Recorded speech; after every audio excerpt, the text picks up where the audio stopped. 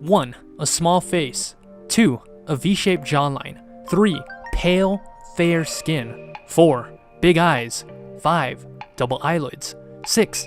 애교살, or protruding lower eye bags. 7. A medium-sized nose bridge, not too small but definitely not too strong or big. 8. Small but plump lips. And of course, 9. A slim figure.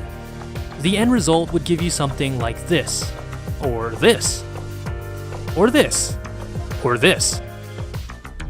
We see it in K-pop, we see it in K-drama, on advertisements, in billboards, in high school, in college. The Korean beauty standard is the most infamous beauty standard in the world. And not only is it the most strict, it is the most specific beauty standard in the world. If you walk through any Korean grocery store, you'll see the shelves stocked with facial masks, lotions, moisturizers, BB cream, hair products, all for the purpose of making yourself look beautiful. 크리미 컨실러 여기 꼭 읽어보세요. Perfect serum. 특히 다크서클. Makeup is my power. There are thousands of channels dedicated to K-beauty and K-makeup.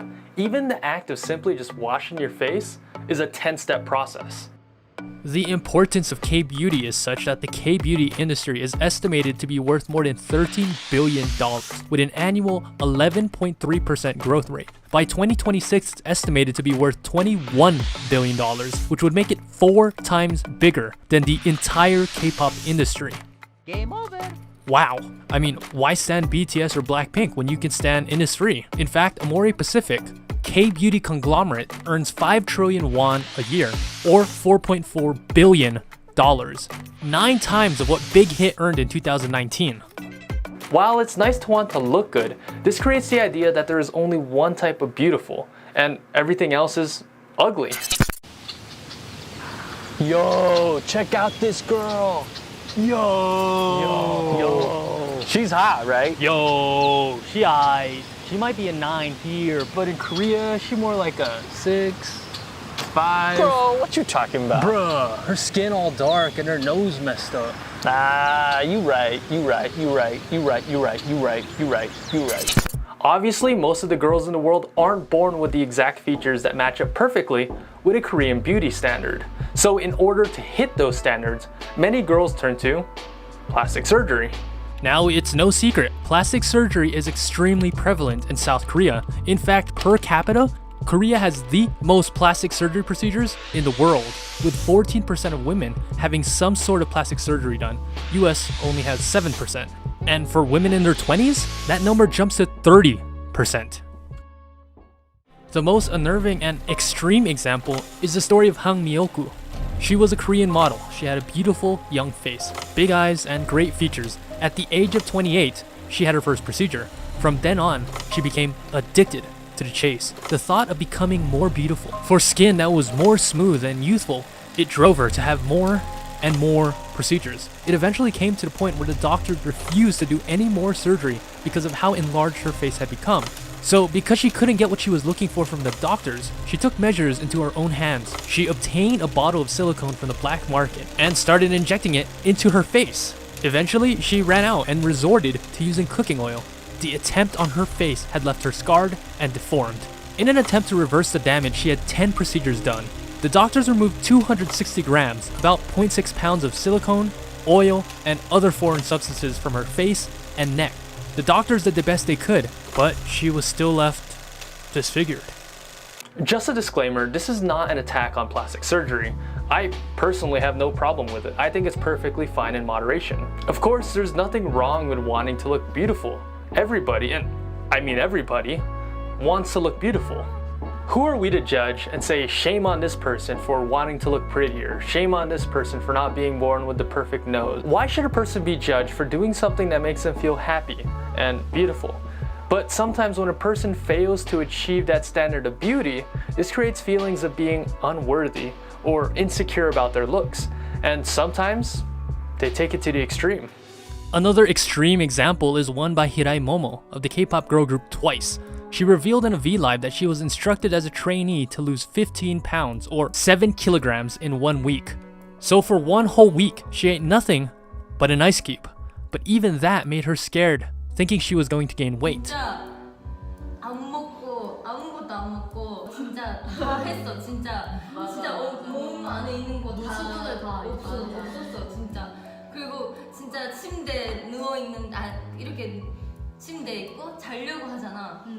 뭔가 못 일어날 것 같아서 무서워서 눈물이 나는 거야 갑자기. 일주일 동안 아예 안 먹었어? 진짜 얼음 하나 이런 거.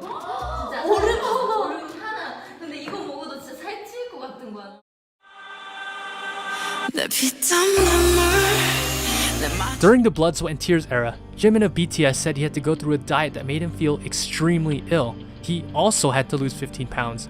This caused him to pass out often during practices. Sistar's Taesom once ate nothing but cucumbers for 3 straight weeks in order to lose 22 pounds or 10 kilograms. Now, this is just 3 of many examples of idols, celebrities, or even just normal people trying to keep up with the beauty standards enforced on them. Because this so-called beauty is so sought after and desired, many people will go to extreme, unhealthy methods to achieve their goal. I wanted to find someone that had first-hand experience of this in the Korean entertainment industry, so I was able to speak with soloist Grazy Grace, an artist in the Korean music industry.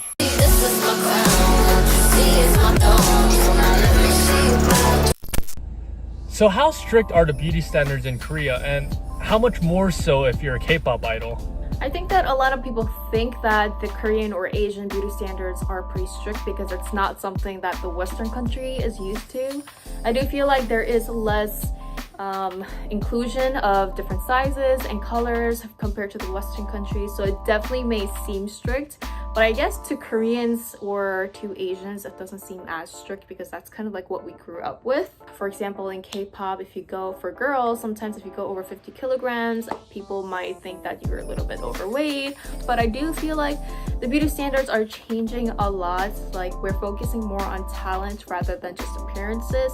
In Korean, we call it like 개성 있게, which is like uniqueness, like your own personal talent that you have about yourself. So that is definitely being more focused nowadays, and I hope it changes like that because we shouldn't be focusing too much on appearances. It should be balanced. So I guess what are some of the first-hand experiences that you've seen of people trying to fit into these standards? Well, I've seen girls take laxatives because we were having like a weight day, which they check your weight like every, I think was once a week. Sometimes they did it every day if they didn't really like us or something. But during weight check-in days, there would be girls literally taking laxatives in order to flush out their system so it doesn't seem like they've gained weight. And that's kind of, it's not good for you if you're forcefully taking drugs. If it's not something that you're supposed to be taking because of health reasons. There would also be a time when girls would eat yogurt instead of meals, and then there was like company people who would see us buy yogurt and they were yelling. Well, not yelling, but they were kind of criticizing the girl who got the yogurt, saying that that yogurt contained too much sugar, too much this and that, why are you eating that? And instead of like educating us and instead of educating us about food and what we should be eating instead of this, or like literally providing us with something that we could actually afford, they just criticize you. They just say something about you, and that's like the mental stress that just makes it worse. So my last question, I guess, is how do you think that Koreans, especially women, can learn to feel more confident about themselves and their own beauty?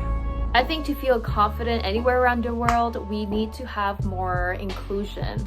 We need to include more sizes. We need to include more beauty standards, such as if you don't have double eyelids, it doesn't mean you're ugly. It means you're unique. That's beautiful. You know, having whatever it might be, having a square jaw instead of V-line, which V-line is very popular in Asia. I have a freaking square jaw and they didn't think this was okay. And I almost even thought about going to surgery, like having my bone shaved because it wasn't inclusive in the beauty standards. If we include so many more things to this pot of beauty standards, I think it would make a lot of people more confident. And I think everyone is fine the way they are, but it is also okay to not be fine and want to tweak some little things, because we all have our own beauty standards and we all have our own happiness and what we want to do to our own bodies and our own confidence. So we should be just okay and be more open-minded with everything. Whether you want this or you don't, you should also be very open-minded. So what do you guys think? Is the Korean beauty standard too strict, especially on idols? Let me know down below in the comments. Hey guys, special thanks to Grazy Grace. You should check out her channel and her new single called Planet. I'll leave it in the description below. Hey guys, if you like this video, remember to hit subscribe. That'll really help out this channel. And otherwise, until next time.